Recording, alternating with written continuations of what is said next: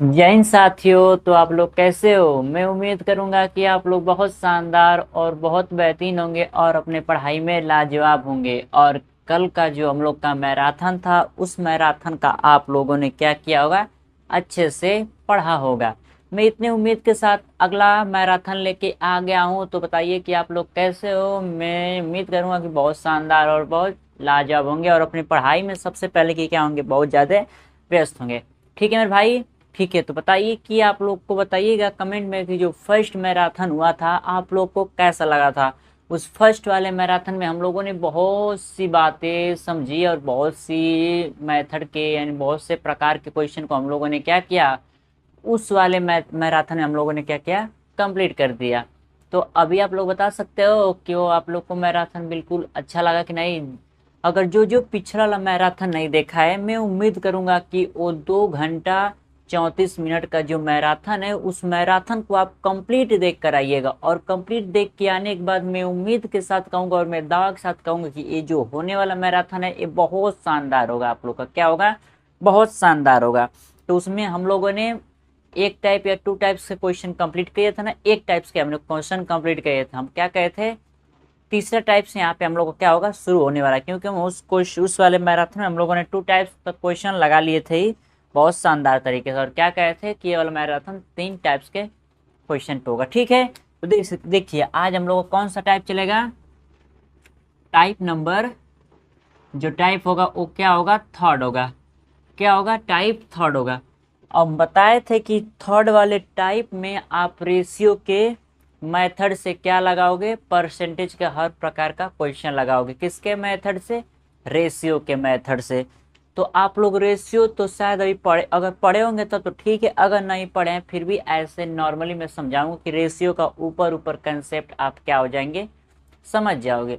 ठीक है, पहले मैं रेशियो से आप लोग को इंट्रोडक्शन करा देता हूँ। देखो रेशियो वही होता है ना, मान के चलना हम परसेंटेज बता रहे हैं लेकिन रेशियो का हम कंसेप्ट इस पे बता दें, क्योंकि इस पे हम जो सवाल लगाएंगे वो रेशियो के कंसेप्ट पे लगेंगे। लेकिन आप लोग को रेशियो नहीं पता है तो रेशियो से थोड़ा मैं क्या करा था, रूबरू करा देता हूँ आप लोग को। ठीक है, जैसे मान लो हम यहाँ पे लिख दिए 4। क्या लिख दिए? 4। और ये जो चिन्ह होता है ना, जैसे ये जो डबल डॉट का होता है ना ऊपर नीचे, यही चिन्ह किसका होता है? रेशियो का होता है। और मान लीजिए यहाँ पर हम क्या लिख दिए, 5। ठीक, ये एक आपका क्या है, रेशियो है कि नहीं है? कह सकते हैं रेशियो है। ठीक है, मान लेते हैं कि एक रेशियो है। लेकिन देखिए रेशियो में एक खासियत रहती है, रेशियो में एक खासियत रहती है कि जो नंबर होता है ना वो आपका एक सीक्वेंस फॉर्म में होता है। कहने का मतलब ना, जैसे मान लीजिए यहाँ पर हमने लिख दिया 8 और यहाँ पर हमने लिख दिया क्या, 4। दोनों डिवाइड हो जाएंगे बिल्कुल। किससे? एक से, और एक किससे, 4 से। यानी ये जो कॉम्बिनेशन बैठ रहा है एक कंप्लीट रेशियो कॉम्बिनेशन बैठ रहा है। यानी देखो ये भी आपका रेशियो है, ये भी आपका रेशियो। कहने का मतलब अगर हम यहाँ पे पूछ दे कि 16 और यहाँ पे कर दे 8, पूछेंगे कि ये क्या रेशियो है, तो आप यहाँ पे क्या कहेंगे कि नहीं अभी ये रेशियो के फॉर्म में तो है लेकिन रेशियो नहीं है। रेशियो के फॉर्म में है लेकिन रेशियो नहीं है। रेशियो की एक खासियत होती है कि जो भी नंबर होता है ना, यानी जो भी नंबर उसको इस फॉर्म में तोड़ दो कि उसको फिर हम दोबारा डिवाइड ना दे सके या उसका हाफ ना कर सके। कहने का मतलब रेशियो उसे कहते हैं कि उस नंबर को उतना छोटा फॉर्म कर दो, उतना सरलतम रूप कर दो और या उतना छोटा फॉर्म कर दो कि जिसको हम फिर क्या ना कर सके, तोड़ ना सके या उससे छोटा फॉर्म ना कर सके। तो मान लो कि यहाँ पे 8 है, यहाँ पे 8 है, यहाँ पे 16 है, तभी किससे जाएगा आपका 4 से जाएगा। हाफ करेंगे 4 हो जाएगा, इसका हाफ करेंगे 8 हो जाएगा। इसका हाफ करेंगे मतलब इसको 4 से जाएगा, 4 1 जा 4, 4 2 जा 8। यानी एक कितना हो जाएगा आपका, क्या हो जाएगा, 1 हो जाएगा। यानी ये आपका जो रेशियो आया एक कंप्लीट है। देखो यहाँ पे गलती हो गया है, यहाँ पे आप क्या 4 1 जा 4, 4 2 जा 8 होगा ना, यहाँ पे आपका 2 रहेगा। ठीक है, यानी जो ये रेशियो बना अब ये आपका क्या बना, सही। यानी अगर उस फॉर्म में कोई नंबर आएगा जिसको अभी हाफ कर सकते हैं तो उसको हम रेशियो नहीं कह सकते। रेशियो का असली मतलब यही होता है कि नंबर को उस फॉर्म में तोड़ दो कि उसके बाद हम उसको दोबारा क्या ना कर सकें, डिवाइड ना दे सकें। बात समझ आई? बिल्कुल। मान लीजिए यहाँ पे हम कोई नंबर दे देंगे कि 18:9। क्या आपके रेशियो फॉर्म में नहीं है? क्योंकि हम पता है 9 1 जा 9, 9 2 जा 18, यानी 2:1। ये आपका क्या है? रेशियो बन गया। मान के चलिए कि यहाँ पे 25 दे दिए, यहाँ पे 5 दे दिए, क्या रेशियो में है? नहीं है।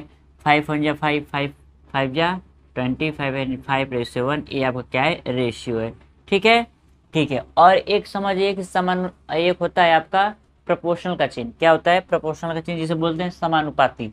समानुपाती में बस क्या रहेगा? दो रहेगा। जैसे मान लीजिए कि दो लिख दिए और रेशियो करके तीन, अरे दो लिख दिए, रेशियो करके हम 4 लिख दिए, और डबल रेशियो करके क्या लिख दिए? यहाँ पे मान लीजिए कि हम लिख दिए 6, और यहाँ पे हम क्या लिख दिए? यानी इस प्रकार का जो कंडीशन बनता है वो क्या होता है? समानुपाती का होता है। बस इतना भी याद रखिए। ठीक है, हम लोग अपना परसेंटेज चैप्टर क्या करते हैं? टाइप 2 शुरू करते हैं। इसको इरेज कर देते हैं। कोई दिक्कत, कोई समस्या, कोई परेशानी बिल्कुल नहीं होनी चाहिए। आइए इसको हम लोग क्या करते हैं? मिटा देते हैं। आप रेशियो का कंसेप्ट समझ गए होंगे कि रेशियो क्या होता है। उसी के बेसिस पर हम क्या करेंगे? अपना परसेंटेज कुछ क्वेश्चन को लगाएंगे। बिल्कुल शानदार और बहुत जानदार। ठीक है मेरे भाई, ठीक है। देखिए हम लोग को कैसे परसेंटेज के क्वेश्चन मिलते हैं, एक चीज देख लीजिए।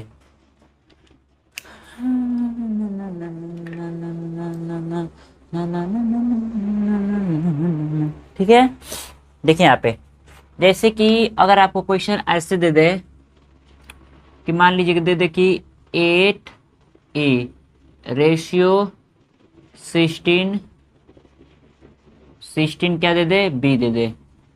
तो आप, ये पहला तरीका है, मतलब ये पहला नियम है। अगर ऐसे नंबर दिया रहेगा ना 8:16, 8 नहीं 8a/16, तो आप उसमें क्या कर सकते हैं? इन नंबर का हाफ कर सकते हैं। अभी हमने बताया, तो इसका क्या कर देंगे? काट दीजिए। 8 1 8, 8 दूनी 16, यानी इसको लिख सकते हैं A/2b। ए लिख सकते हैं, बिल्कुल लिख सकते हैं। और एक चीज याद रख के चलिएगा, अगर हम पूछेंगे कि ए का रेशियो कितना होगा और बी का रेशियो कितना होगा, तो एक काम कर दीजिएगा। ठीक है, अगर हम बटे के रूप में पूछेंगे ना, तो जैसे ए के बटे में अगर बी है, तो हम पूछेंगे कि ए का कितना होगा और बी का रेशियो कितना होगा, तो आप क्या लिखेंगे? आप लिख दीजिएगा ए के सामने वाला क्या है? 2, और बी के सामने वाला कुछ नहीं तो 1 है, यानी 1। ऐसे भी इसको लिख सकते हैं। ये तो पहला टाइप का कंडीशन था। अगर दूसरा कंडीशन हम पूछे आपसे, तो दूसरा कंडीशन आपका क्या हो सकता है मेरे भाई? बताओ, दूसरा कंडीशन आपका क्या हो सकता है? दूसरे कंडीशन में ऐसे पूछ देगा, मान के चलिए कि दे देगा ना यहाँ पे 3/2a, और रेशियो करके दे देगा आपका 5, और क्या दे देगा आपका 3b। तो इसमें आप क्या करोगे मेरे भाई? बताओ। यहाँ पे अगर देखिए इस वाले क्वेश्चन को थोड़ा सा हम बना देते हैं। मान लीजिए यहाँ पे हम क्या कर देते हैं? यहाँ पे आपका 4 कर देते हैं, और यहाँ पे आपका 2 कर देते हैं। अब कल देखो इसमें क्या समझना है क्या नहीं, कुछ समस्या है तो बताइए।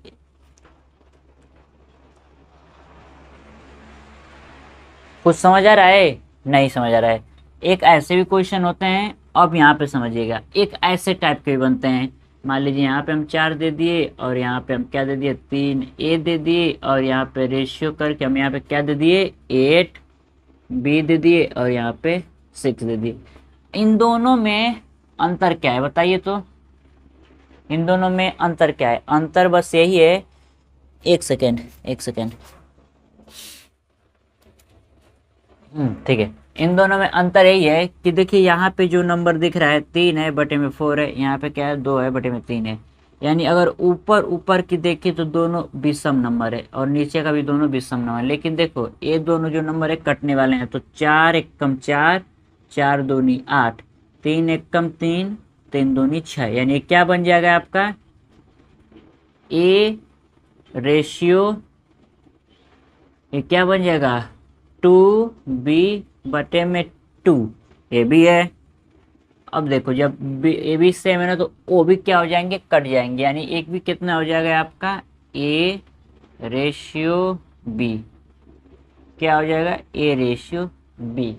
ऐसे भी हो सकता है। इस वाले में देखिए अब इस वाले में नहीं कटेंगे तो सिंपल आप क्या कर सकते हो, क्रॉस मल्टीप्लाई कर सकते हो। तो 3 तरीके कितना हो जाएगा, 9 हो जाएगा, 3 तरीके 9, ठीक है। ए और इसमें क्या कर सकते हो, रेशियो लगा दो, यहाँ पे 4 दूनी 8, बी, ए बटे में बी। अगर हम ए का पूछें तो ए के सामने 8 है, अगर बी का पूछें तो बी के सामने 9 है, ठीक है। ये वाला कंडीशन लगा सकते हैं। यहाँ पे पूछें ए बटे में बी तो क्या बचाओगे, दोनों में एक और एक, एक कंडीशन, ठीक है। बात समझ आया, बिल्कुल समझ आया। अब परसेंटेज में एक देख लो तरीका, मान के चलो कि अगर हम यहाँ पे लिखे हैं 80 ए रेशियो लिख दिए 40 बी, यहाँ पे लगा दिए परसेंटेज, यहाँ पे लगा दिए परसेंटेज। तो एक काम है, परसेंटेज से परसेंटेज कट जाएगा, 40 से कम 40, 40 दूनी 80, यानी क्या हो जाएगा 2a रेशियो क्या हो जाएगा बी। यहाँ से हम निकालें ए और बी का वैल्यू, तो ए के सामने 1 है, बी के सामने 2 है, यानी 1/2, ठीक है। 1 हो गया, 1 2 हो गया, 1 3 हो गया और 1 4 हो गया। इन चारों तरीकों को आप क्या करिएगा, अपने माइंड सेट में, अपने दिमाग में फिक्स करके रखिएगा। इन्हीं पर आप क्या करोगे, बेहतरीन क्वेश्चन लगाओगे और बहुत लाजवाब क्वेश्चन लगाओगे। बात समझ आया, कोई दिक्कत, कोई समस्या, कोई परेशानी बिल्कुल नहीं होनी चाहिए। देख लीजिए, फिर उसके बाद हम लोग क्या करते हैं, अपना फर्स्ट क्वेश्चन लगाते हैं, पहला क्वेश्चन लगाते हैं, ठीक है मेरे भाई। अभी हम क्वेश्चन लगाते हैं, उससे पहले एक छोटा सा आप लोग के लिए मोटिवेशनल शायरी है, बहुत बेहतरीन है, उसको ध्यान से सुनिएगा, ठीक है। एक दिन सब कुछ होगा तुम्हारे पास, कि एक दिन सब कुछ होगा तुम्हारे पास, बस वहां तक पहुंचने तक धैर्य बनाए रखना। क्या, एक दिन सब कुछ होगा तुम्हारे पास, बस वहां तक पहुंचने के लिए दिल के अंदर वो अपना धैर्य बनाए रखना, ठीक। बहुत शानदार बात है, इस बात को याद रखिएगा, ठीक है। हम लोग क्वेश्चन लगाते हैं, ठीक है मेरे भाई। देखो शानदार, हम लोग अपने उसी उसी क्वेश्चन के पैटर्न से आगे बढ़ते हुए चल रहे हैं। देखो हम लोग का ये क्या है, 26 नंबर क्वेश्चन है। इस 26 नंबर क्वेश्चन में कहा क्या रहा है, बहुत शानदार तरीके से आप लोग जानिए। कहा कि ए का 40% बी के 60% के बराबर है। अब देखो दिमाग लगा दिया, बहुत शानदार दिमाग लगा दिया। इससे दिमाग लगाने से पहले एक हम आप लोग का दिमाग लगा लेते हैं। एक बात याद रखिएगा, जिंदगी में जो मन करे वो कर लो, कि जिंदगी में जो मन करे वो कर लो, अंत में मृत्यु होता है, दूसरा जन्म नहीं मिलता, ठीक है। तो पढ़ाई भी करो शानदार और अपने लाइफ को भी जी लो, यही समय है जीने का मेरे भाई। याद रखना, यही समय है हर चीज करने का, हर चीज करने का, क्योंकि दूसरा जन्म नहीं रखा है कि आप पहले यहाँ पे पढ़ लो, फिर आपका जब उतना समय होगा तो वो काम करना, नहीं पता 10 साल 20 साल 15 साल में इंसान मर जा रहा है, तो आगे का तो सोचना अलग बात है। जो ये एज मिला है, जो ये उम्र मिला है, उसी को आप क्या करो, पढ़ाई भी करो, मस्ती भी करो, मौज भी करो और शानदार तरीके से अपनी जिंदगी जी लो, ठीक। दूसरा नहीं कुछ रखा है कि आपको दूसरा जन्म मिलेगा तो पढ़ाई कर, अरे दूसरा जन्म मिलेगा तो वो मस्ती करेंगे, वो खुशियां बनाएंगे, कुछ नहीं। हर समय आप लोग का कट रहा है और ऊपर वाले का मतलब ऊपर वाले के पास आने का समय कम हो रहा है। तो जो मन करे भाई एकदम शानदार तरीके से और बहुत बेहतरीन तरीके से अपनी जिंदगी को जी लो, कि मलाल ना रहे अपनी जिंदगी की में कि हमने नहीं किया, ठीक। जो कहते हैं कि मेहनत कर लो आगे चल के सफल हो, अरे ठीक है, क्या पता आज खूब मेहनत कर दिए, खूब मेहनत कर दिए और आगे हम रहे ही ना, तो ये भी अपना जिंदगी खराब हुआ। और मान लो बाई चांस रह भी गए ना, अच्छा देखो बहुत लोग ये आपको समझाएंगे, लेकिन मैं इस बात से हमें नहीं ये अच्छा लगता। बस हम ये कहेंगे कि लोग कहते हैं कि अभी खूब मेहनत कर लो, अभी खूब मेहनत कर लो, आगे चल के ऐश करोगे। आज का 1 साल का मेहनत 2 साल का मेहनत आप लोग का जिंदगी भर क्या करेगा, बना देगा। हम इसमें 2 चीज समझते हैं कि आज का हम खूब मेहनत कर लिए, खूब मेहनत कर लिए और आगे चल के हम रहे ना, तो मेहनत किसके लिए किए, पहली बात। दूसरी बात एक ही कि अगर हम आज खूब मेहनत कर ले तो अगर आगे हम जी भी रहे ना, तो अगर सफल भी नहीं हुए ना, फिर भी हम अपना घर चलाने के लिए, अपने परिवार चलाने के लिए, हम अपनी ज़िंदगी को चलाने के लिए कुछ कर सकते हैं, कर सकते हैं ना। और बाई चांस हम रहें ही ना, तो ये हमारा मेहनत उस समय क्या हो जाएगा, कोई मतलब नहीं है।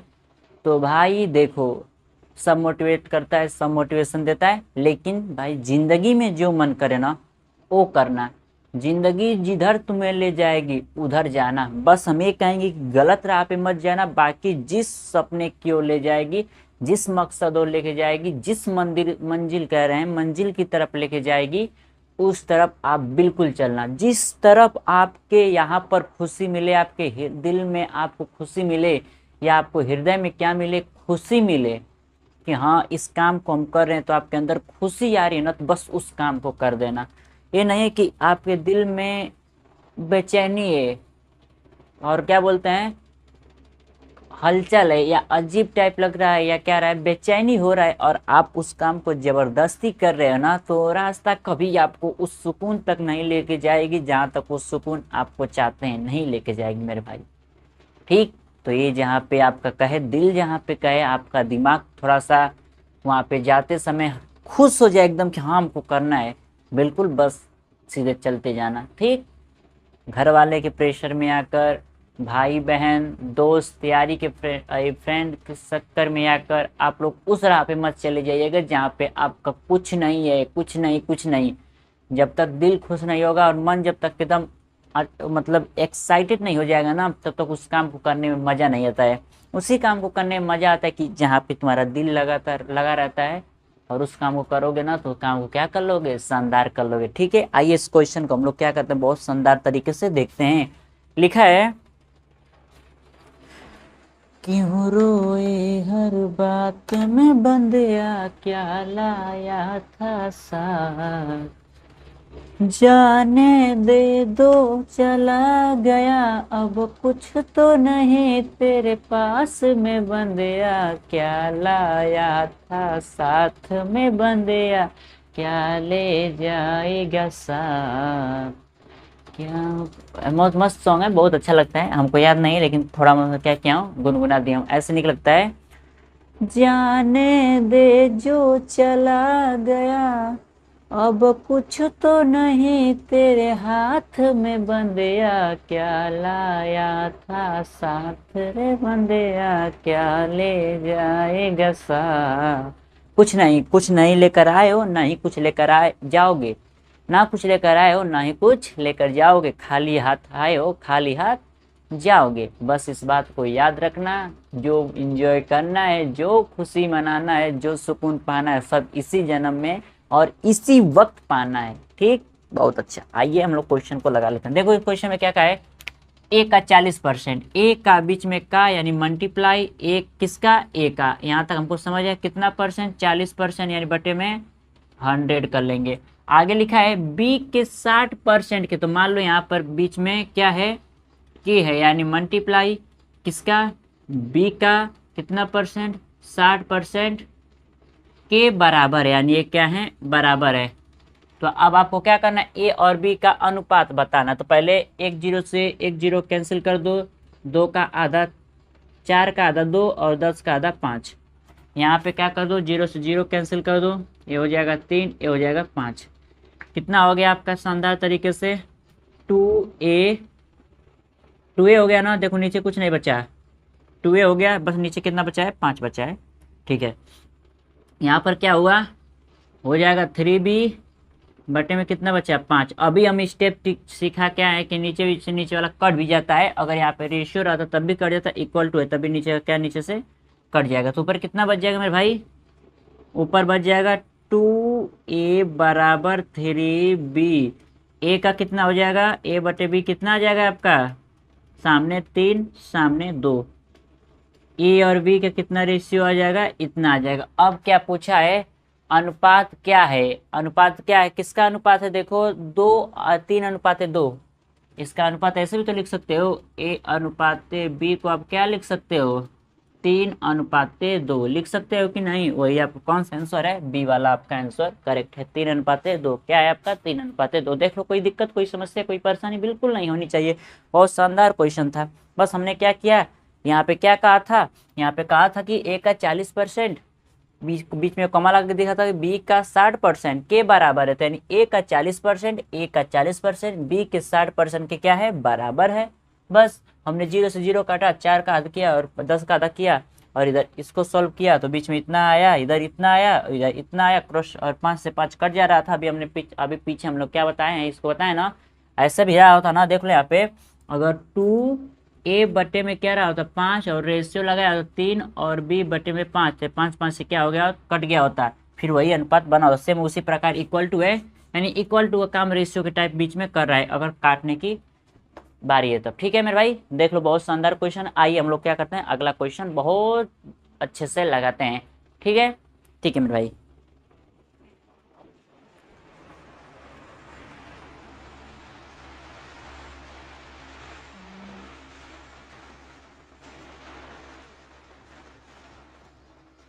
ठीक है भाई, देखो ये आपका क्या है, अगला क्वेश्चन है, ये आपका क्या है 27वां क्वेश्चन है। इससे पहले एक छोटी सी शायरी, आप लोग को पता है कि हम एक एक क्वेश्चन पे एक आपको मोटिवेशन देते चल रहे हैं, तो बहुत शानदार मोटिवेशन है, ध्यान सुनिएगा। कि ना संघर्ष खत्म होगा ना ही शिकायतें, कि ना ही संघर्ष खत्म होगा और ना ही शिकायतें, धीरे धीरे जो खत्म हो रही है वो है जिंदगी। ठीक है, इस बात को याद रखिएगा, ना ही संघर्ष खत्म होगा, यानी ना ही संघर्ष खत्म होगा और क्या, और ना ही आपकी परेशानियां खत्म होगी, जो भी खत्म होंगी वो क्या होगी, जिंदगी खत्म होगी। तो इस जिंदगी को क्या करिए, बेहतरीन बनाइए और अपने लक्ष्य को प्राप्त कीजिए, और जो मन करे ना उस खुशी को अपना पूरा कर लीजिए यही समय। ठीक, इस क्वेश्चन में क्या कहा है कि यदि ए बी का 225 नहीं सॉरी 250% है, तो बी ए प्लस बी का कितना परसेंट है।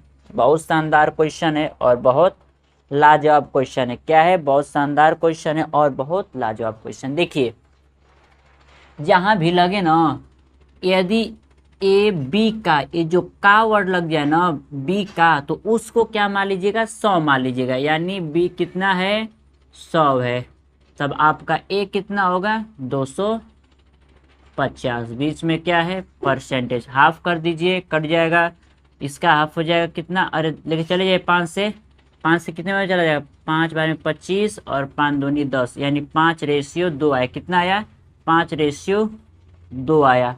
और पूछा क्या है, ए प्लस बी कितना आएगा, ए प्लस बी का मान कितना आएगा, मान लो बी तो आपका कितना आ गया है, बी आपका आ जाएगा 2, और ए प्लस बी कितना आपका आ जाएगा 5, और ये 2 कितना हो जाएगा 7। वो पूछा क्या है, कितना प्रतिशत होगा, ए प्लस बी का कितना प्रतिशत होगा।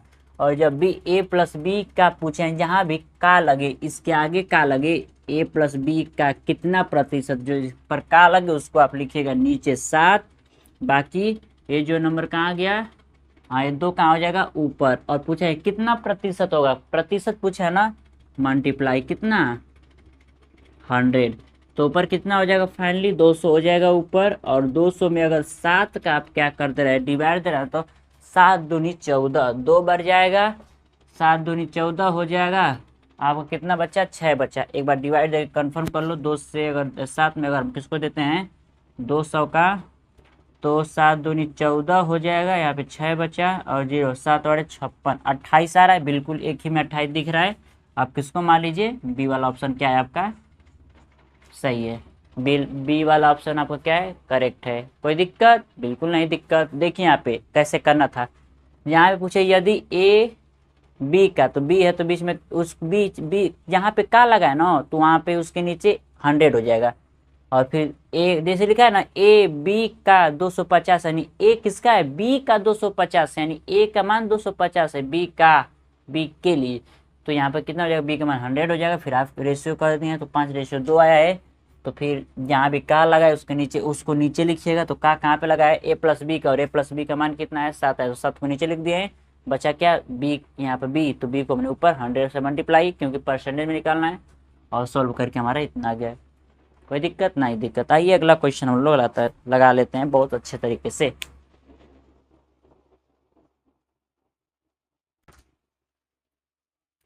ठीक है मेरे भाई, देखो ये आपका क्या है, अगला क्वेश्चन, ये आपका 28वां क्वेश्चन है। ठीक है, देखिए 28वां क्वेश्चन लगाने से पहले मैं आप सभी लोग को, अगर जो भी बच्चे इस वीडियो को देख रहे हैं ना, तो पहले प्लीज़ वो अपने पेरेंट्स को या मम्मी या पापा को किसी को अपने सामने बैठा दें। कुछ 2 मिनट की मैं बातें बताऊंगा, लेकिन ये बातें जानना बहुत ज़रूरी है, बहुत इंपॉर्टेंट और बहुत महत्वपूर्ण है। जो भी देख रहा है ना, एक अपने सीनियर को बैठा दे। देखिए, मैं बहुत एक शानदार बात कहने जा रहा हूँ, बहुत अच्छी बात है। देखिए, जो ये आप लोग या जो भी हम सभी पेरेंट्स से सबसे पहले कहते हैं कि प्रणाम आप सभी लोग को। देखिए, एक हम बात बताएं, यही हम कहना चाहते हैं ना कि जो ये आप लोग जात धर्म पे, कल को आपकी बेटी कहीं जाएगी, अगर उस बेटी को कोई मार रहा है, अगर कोई पीट रहा है, फिर भी मान लीजिए आप लोग तो अपने बेटी के क्या कर दिए, किसी जगह शादी कर दी। आप लोगों ने सोचा कि हमारा मान और अपना मर्यादा और अपना जात धर्म बना रहेगा, आपने अपनी बेटी का कहीं शादी कर दिया। देखिए, बस यही हम कहना चाहते हैं ना कि इस जमाने में ये जो ना राजनेता नेता लोग हैं ना, उन लोग के बात में आकर आप जात और धर्म वाला बात को मत मानिए, मत मानिए। अपना मान मर्यादा बचाने के चक्कर में आप किसी लड़की का, खुद आप पेरेंट्स हो के, आप खुद माता पिता हो के अपने बाल बच्चों का जिंदगी क्या करते हैं, बर्बाद करते हैं। और आप लोग कहते हैं कि हम लोग अपने बच्चे के बारे में अच्छा सोचते हैं। हम मानते हैं कि हर बात आप लोग अच्छा सोचते होंगे, हर बात अच्छा सोचते होंगे, लेकिन जो शादी वाली बात होती है ना, ये आप लोग मतलब इसमें अगर आप लोग सोचेंगे ना, तो देखिए, आप लोगों ने जन्म दिया, आप मम्मी, आप लोगों ने, आपने अपने बच्चे या बच्चों को 9 महीने गोद में रखा, और एक मान मर्यादा के चक्कर में, एक लोगों क्या कहेंगे उनके चक्कर में उसको कहाँ भेज देते हैं। बताइए, उन लोगों को आप कहाँ भेज देते हैं। क्या पता, आप जानते हैं कि जिस लड़के से आप अपनी लड़की का शादी करवाएंगे, वो लड़का कैसा होगा, कैसा नहीं होगा।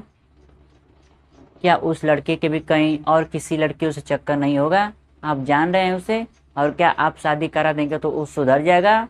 जिसका आप अपने सामने अगर एग्जाम्पल में देखते हैं, तो जिस इंसान की जैसी हरकत रहती है वो इंसान बदलता है।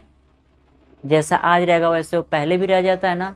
और आप लोगों ने तो खुशी खुशी उसके दिखावटी तमाशे पर आपने उसका शादी तो कर दिया, उसके साथ शादी कर दिया।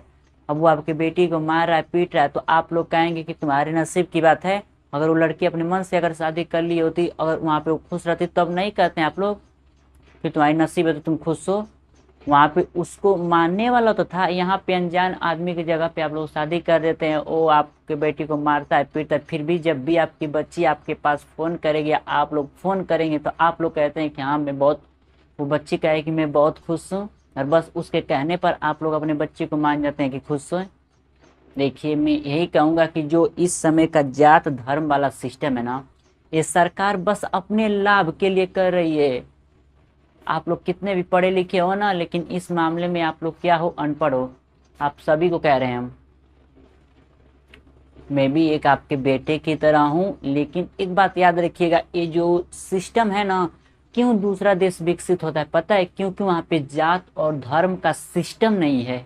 वहाँ पे क्या नहीं है, जात और धर्म का सिस्टम नहीं है। इसलिए वहाँ के लोग क्या हैं, वहाँ के गरीब गरीब जो कहते हैं ना कि निम्न वर्ग के लोग हैं, वो भी लोग बहुत उच्च में आते हैं वहाँ पे। हम लोग के यहाँ से, जो हम लोग के यहाँ अमीर लोग हैं ना, वहाँ के गरीब लोग आते हैं। क्यों? कि वहाँ के जात धर्म वाला सिस्टम 1% का भी नहीं है। तो मैं सभी पेरेंट्स से हाथ जोड़ के निवेदन है कि धीरे धीरे इस परंपरा को बदलिए। आप शादी करवा दीजिए अपने बच्चे या बच्चों की, बिल्कुल करवाइए। मैं नहीं कहता हूँ कि आप गलत तरीके से कर, उन लोग को मैं ये नहीं परमिशन दूंगा कि वो लोग गलत तरीके से करके शादी, आप ही करवाइए। लेकिन अपने जो आपके लड़का या लड़की जिसको पसंद करते हैं, अगर उससे शादी कराएंगे ना, तो आप लोग एक चीज से भी बचे रहेंगे। कभी आप पे वो बच्चे ये नहीं कहेंगे मम्मी या पापा ने ऐसे जगह शादी करा दिया, नहीं कहेंगे। तो याद रखिएगा, इस समय ये जो भी होता है ना शादी धर्म, इस समाज को तो इस मतलब जात धर्म वाला सिस्टम ना धीरे धीरे को खत्म करिए। अगर कोई एक कदम उठाएगा ना, कोई एक कदम उठाएगा, धीरे धीरे वो कदम सब उठा देगा। और कहीं जाइए तो शौक से मत कहिए कि हम हिंदू हैं और हम हिंदू हैं, हम कोई कहेगा कि हम मुस्लिम हैं। आप कुछ नहीं, आप एक इंसान हो। आप एक क्या हो, इंसान हो। बस यही हम कहेंगे, ठीक है।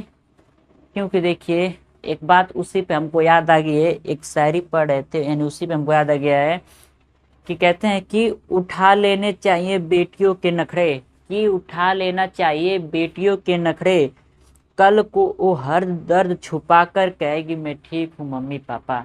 अब सोचिए,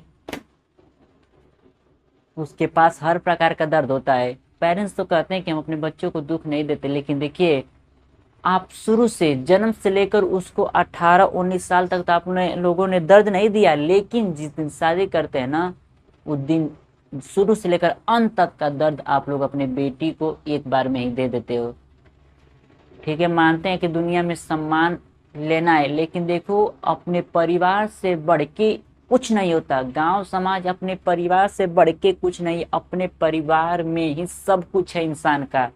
आज आपके परिवार में कोई दिक्कत होगा ना तो पड़ोसी या सामने वाला या समाज आपके लिए खड़ा नहीं होगा, होगा तो अपना घर का औलाद, अपना बेटा, अपनी बेटी ही खड़ी होंगे अपने दुख में। तो समाज के लिए एक हंसती खेलती लड़की का या हंसते खेलते लड़का का हम लोग शादी करवा दे रहे हैं या लड़की का शादी करवा दे रहे हैं ना, तो हम लोग जिंदगी भर के लिए पापी के भागीदारी बन जा रहे हैं।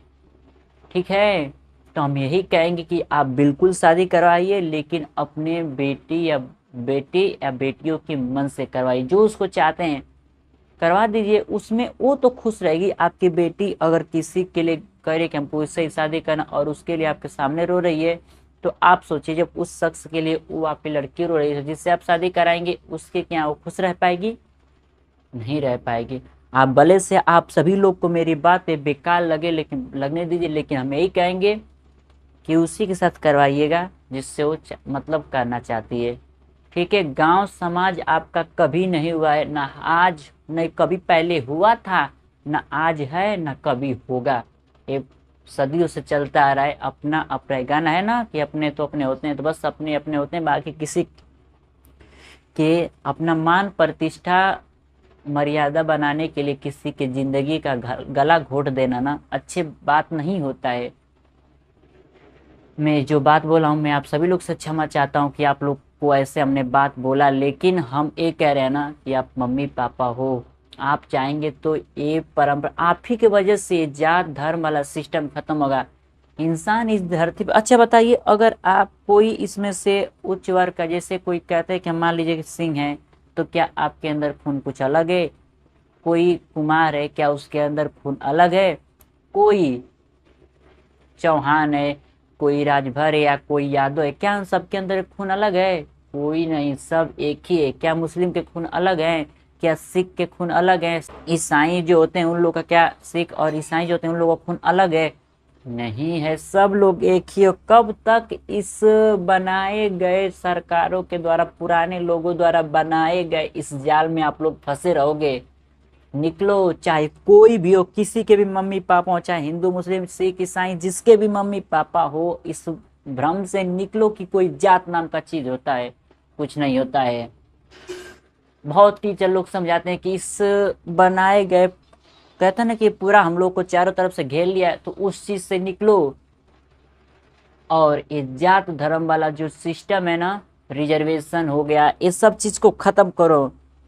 ठीक, रिजर्वेशन भी खत्म होना चाहिए, बिल्कुल खत्म होना चाहिए। क्या अब एक हम इस बात को नहीं समझ पाते हैं, मान के चलिए कि कोई जनरल कैटेगरी का बच्चा है और कोई ओबीसी का बच्चा है। जनरल कैटेगरी का बच्चा नंबर ज्यादा ला कर भी, ओबीसी से ज्यादा ला कर भी उसका सिलेक्शन नहीं हो पाता, लेकिन ओबीसी का हो जाता है। क्या वो बच्चा मेहनत नहीं कर रहा है? उसका सपना नहीं है क्या? उसका कुछ बनने का शौक नहीं है? उन लोग का नंबर ओबीसी बच्चों से रैंक ज्यादा आके अच्छा जाके फिर से उन लोग का नंबर कम और वो लोग नहीं ले पाए। क्या उन लोग का सपना नहीं है? उन लोग के अंदर कुछ जुनून नहीं है? तो रिजर्वेशन वाला सिस्टम सब हटा दो। रिजर्वेशन के चक्कर में जो ये सरकारें आप लोग को लूट रही है, सरकारें लूट रही हैं, इतना मैं हम आप लोग से कहूंगा, इस बात को गांठ बांध लीजिए, आप सभी लोग जान लीजिए। बस यही कहूंगा, इस बात को आप लोग क्या करिएगा, याद रखिएगा। बहुत बुरी बात है कि आप लोग इस चक्कर में, हम लोग अपने आप का नुकसान कर रहे हैं।